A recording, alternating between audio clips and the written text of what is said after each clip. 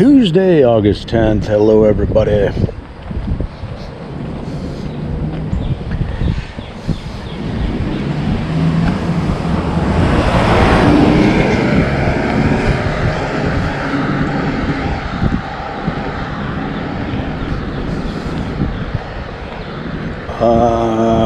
Let's just go through some news. I see Disney has opened the Star Wars Hotel. The prices are pricey, like $5,000. But hey, if you're into it, for some reason that made me think of how did George Lucas think of Star Wars? So I looked it up and on the YouTuber. It's kind of fascinating, and I think one of the things that struck me was there were points at which he didn't really know what he was doing, but he set a goal to sit at his writing desk for 8 hours a day, even if he didn't write. He was. I guess that was his thing, that if he sat there,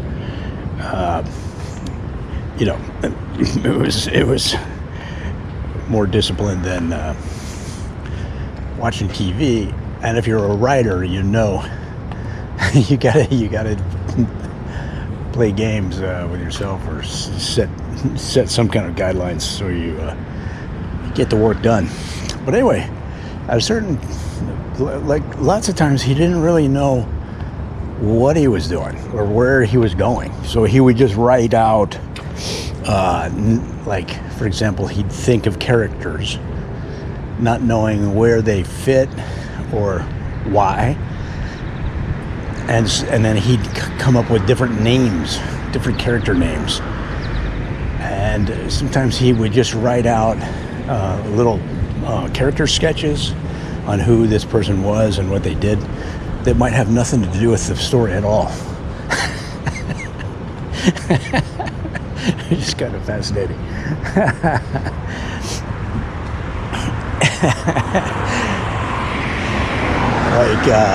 This person is a captain in the naval fleet on the planet of blah blah blah. He'd make up the planet, like he would just make up everything in this little, 3-sentence character sketch that had nothing to do with the first script of Star Wars.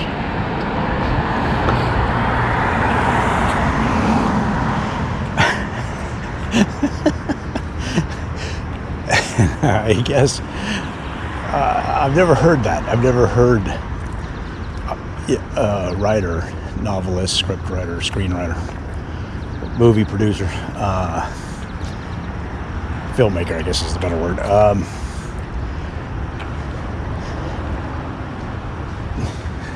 And it's an interesting concept, because you could do that all the time. You could just to get your writing started, just freestyle, just improv some character names, and who, background. Just keep a catalog of them, and he said eventually he used a lot of it, or modified a lot of those. Now in his case, it wasn't just making up. They all were in sort of the same world, right? The space world. It's not like he was doing random characters of a policeman in present day society or whatever.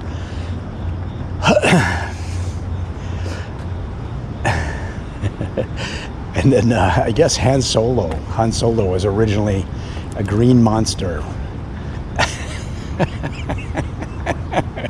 with a small nose.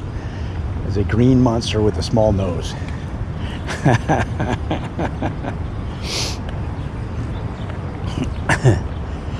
And then he also wrote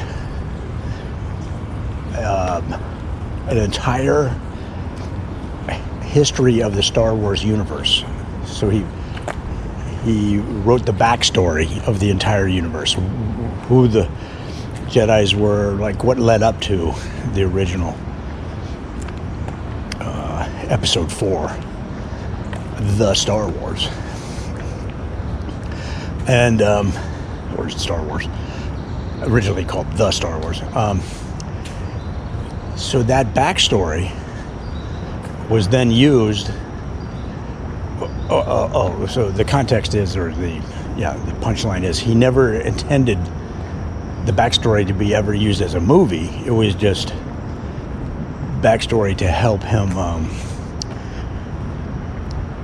make sure that the movie followed a logical reasoning, rationale. And as one commenter said, so that backstory was then used for the first 3 movies, in order, the first 3 movies, in historical order. And as one commenter said, yeah, it's apparent those were never, that material was never written to be a movie. Of course, they were, once Star Wars was such a massive hit, I mean, I'm speculating here, but I believe that once Star Wars was such a massive hit, they said, okay, what else you got? Well, I've got the backstory. Okay, now we got prequels. But a backstory is not a movie, and it's really fascinating because even Star Wars itself didn't really flow as a movie, right? Because most good movies kind of follow a pattern of storytelling. Not always, and not shorts, and but your basic Hollywood movie tends to follow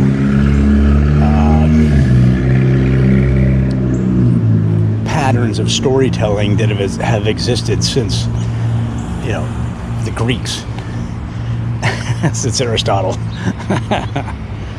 In fact, if you look at the Bible, which was mostly written 300 years later, a lot of it follows Greek storytelling patterns.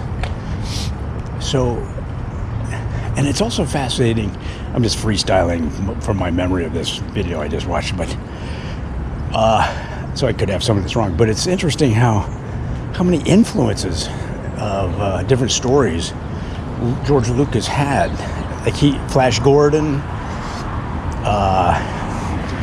some Kurosawa movies, the famed director Kurosawa, different comic books going back to like the 40s. What else?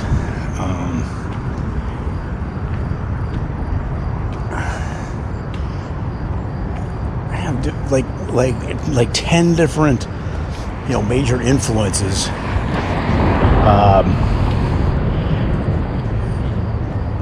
some of which you would made complete sense, and reminds you of the movie, the original movie. But in some cases you're like, wow, I don't see any connection between this source or this comic book or whatever. But he would take different elements and incorporate them into the Star Wars script. And it took a while. This is the thing. It takes a while to refine it and to get it to where what we, with the final product. But what's interesting is he brought in one of his professors, I think this is right, from USC, Joseph Conrad, who wrote a book called The Hero of a Thousand Faces. And that book details, it's this famous book of a lot of people know, details the hero's journey, which is a recasting of classic storytelling from ancient times. As I mentioned before, it's an analysis and breakdown of how stories have been told through time, and why they're so. So the idea is that Star Wars is a real good example. One of the reasons it appeals to us so much is that our brains through the millennia have been I mean, let's say 300 years BCE, at least. Well, maybe even the millennia. I don't know. Maybe even farther back. It's not like Aristotle just thought of this stuff. Somebody before him had to. But our brains respond to classic storytelling because it's been developed and refined over the years around the campfires, you know what I'm saying, of civilization. And they are story motifs that have been cast and recast 1,000 times throughout history, handed down orally through the generations. And so Star Wars follows that. And in fact, that's what I was going to say. So Joseph Conrad, he brought in Joseph Conrad to look at his script.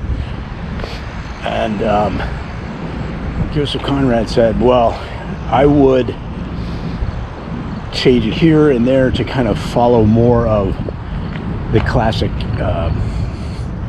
storytelling structure. And eventually George Lucas went full boat and just completely changed it to align almost exactly with A Hero of 1,000 Faces.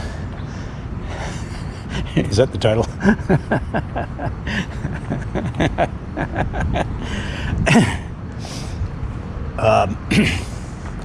I mean, you could see it in Lord of the Rings and tons of movies, tons. In fact, some people say it's such a well-known concept that has made Hollywood somewhat boring. That movies are too formulaic. But it is what it is. So at that point, then it really started to get momentum going. And it's just interesting how things come together, right? And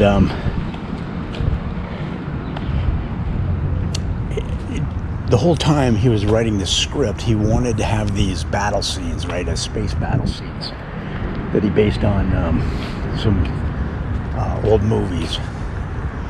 And so remember, this is 1973, 74, 75 when he's writing the script. And when, of course, they're working with the studios to work out budgets and special effects and all that. So he found these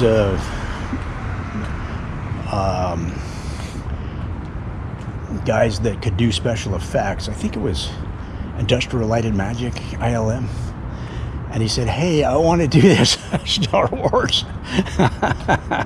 movie. And, you know, the footage you see of it, these whole movies of them talking with these ILM workers is pretty funny because you can see they're kind of like, yeah. And they're showing some of the models they designed early on. And you know what I mean? In other words, the same time as he was developing the script, the special effects themselves were advancing rapidly. And so even though the original Star Wars, we look back on it, it's not quite as sophisticated as the newer ones, that was still at the time like cutting edge special effects work. Those battle scenes, you know, space battles, TIE fighters. and the sound effects and all that. The sound effects are brilliant of the TIE fighters.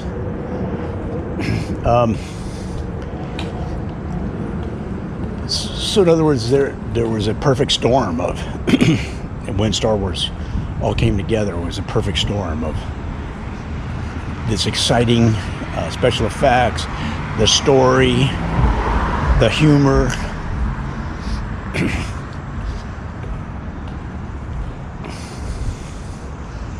And this is where I think sometimes the writers get bogged down in trying to be so original. And it's not, obviously it's not that you would ever take anybody's material, but you could take the format or or you could combine two different ideas into a new idea.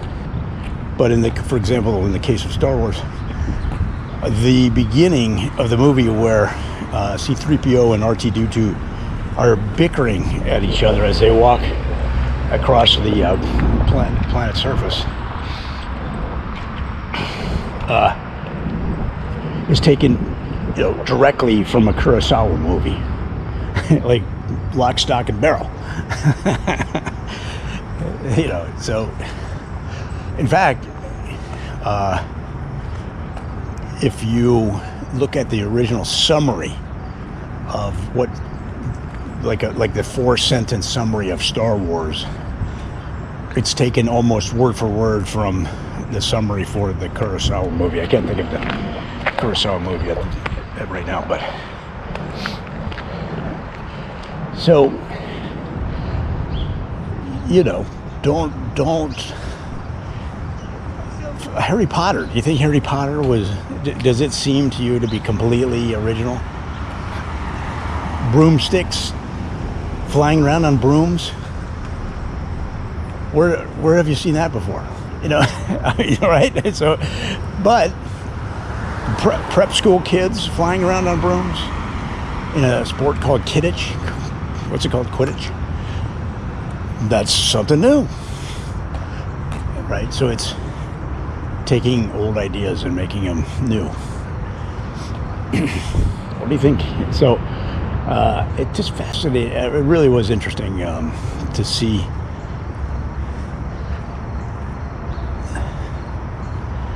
the very, very beginnings. I'm always kind of curious as to the very beginnings of people's career, because it's kind of fascinating to me how they decided to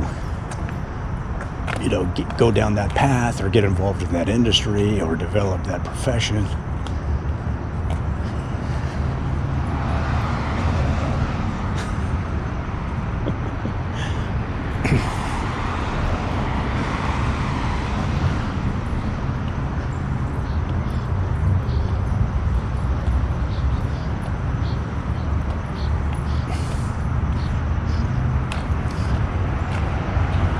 Where are we?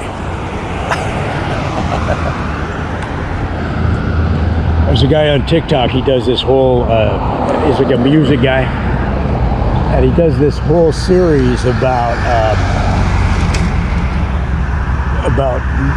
musicians,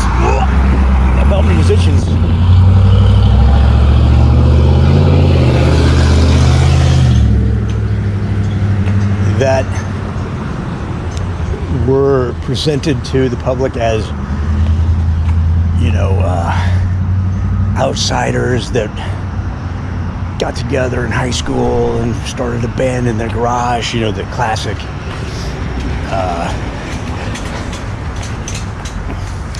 classic story of an original artist that was discovered, right? And that's today, to today, that's an ongoing controversy. Was this young artist, were they, and for example, Billie Eilish, there's a controversy about whether she was an industry plant. That's what you hear. Oh, they're an industry plant.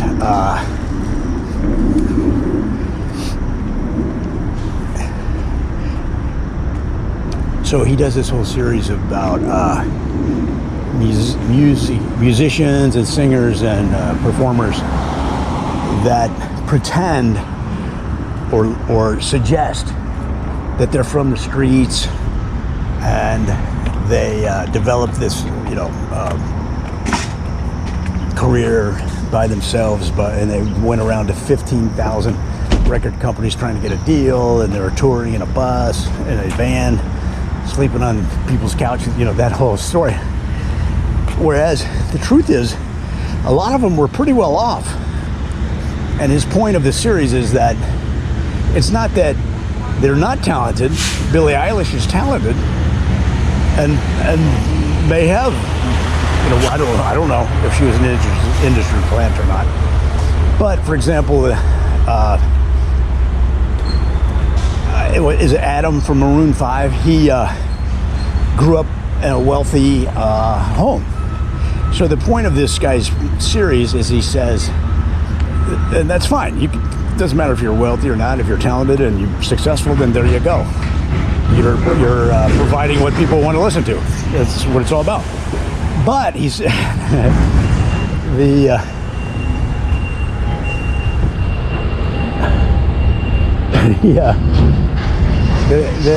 advantage you have is that you don't have to worry about getting a job as a waiter or working at. There's a guy in a rock band I knew in LA. They were trying to make it. He worked at Target. You don't have to worry about getting a survival job when your parents will support you, and it takes a lot of the pressure off, and it frees up that time. I mean, think about what I just said about George Lucas, and I don't know his background or whatever, but I'm just talking about the time he devoted.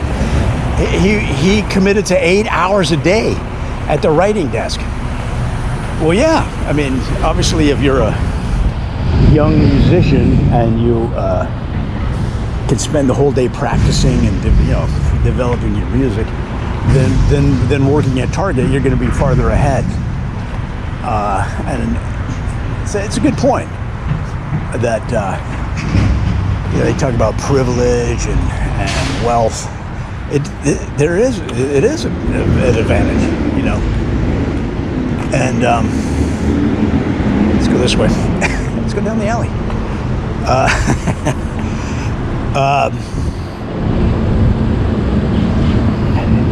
Same way with tech bros. When you look at the background of some of the most successful tech bros, they were pretty well off.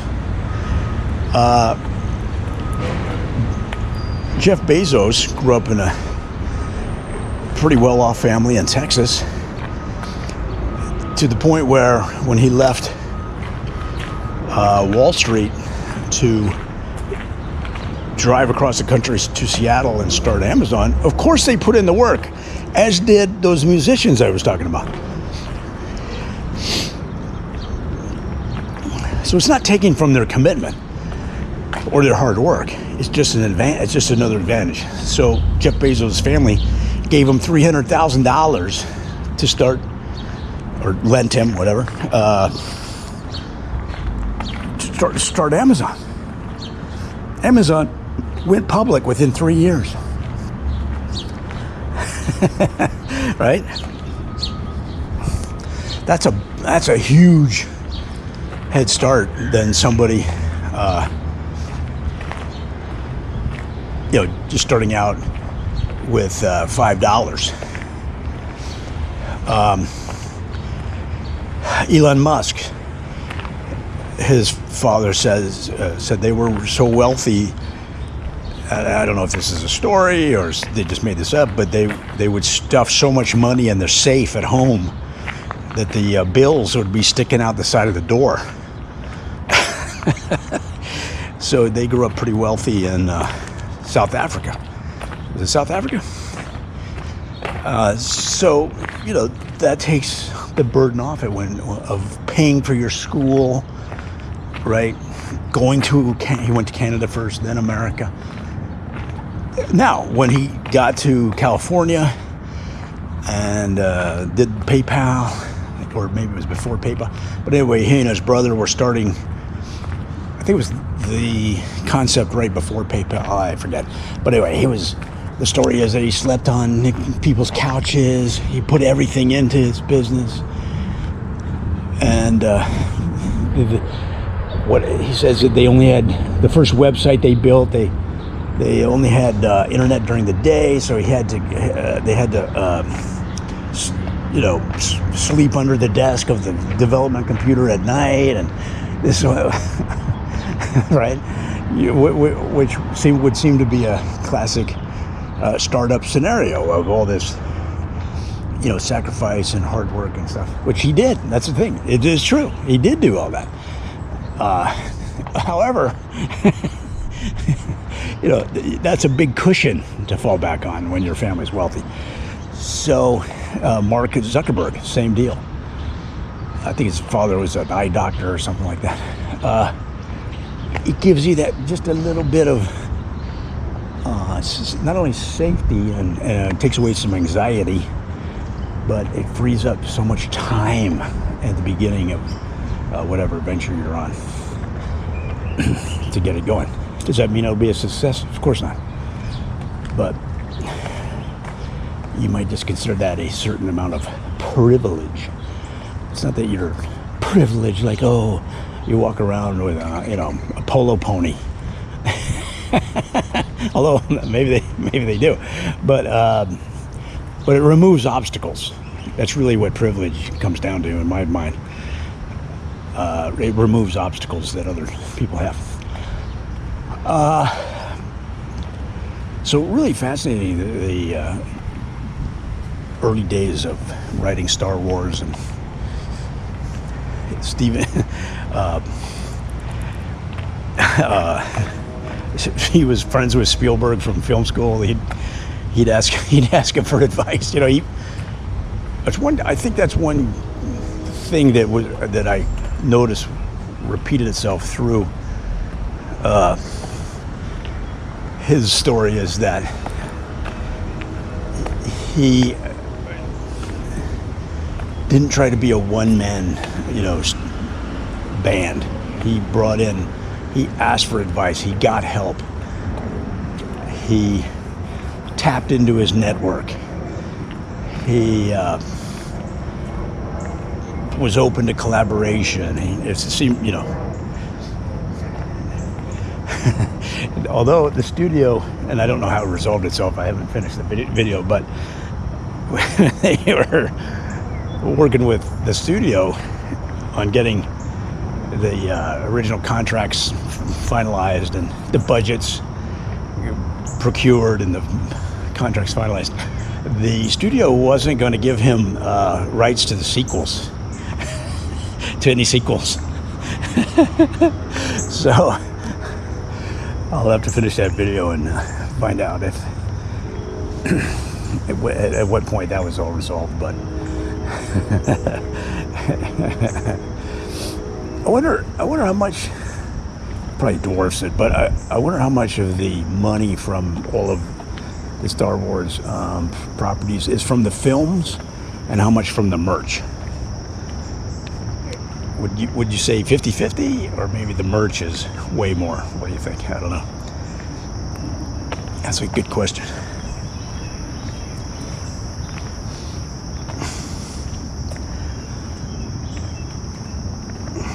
I'm trying to get out there and walk. Just always have so much going on, man.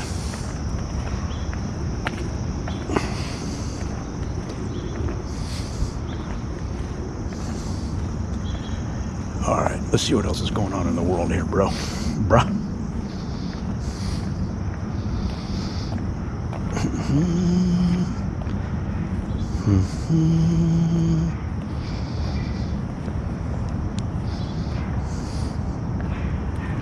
All right.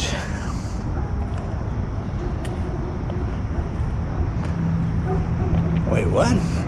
Hold on a second. Let's read this story. This is from Bloomberg.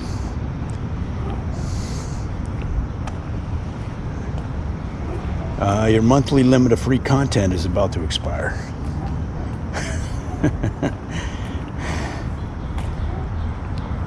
All right. This is from Bloomberg. Wait a minute. Time's Up's. Oh. There's a lot of apostrophes there. Time's Up's Roberta Kaplan resigns after fallout from Cuomo's scandal grows. Report showed Kaplan advising governor on harassment response. Human Rights Commission launches probe.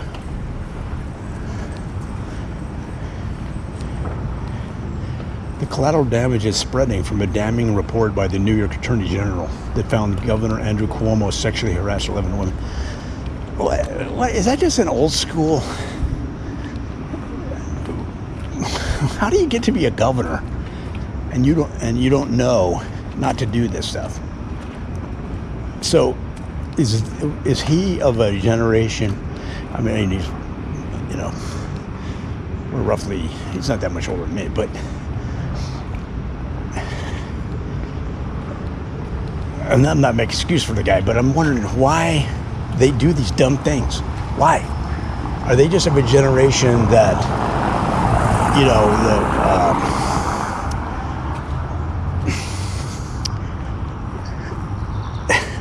I don't know, like why? Why would you do? Why would you jeopardize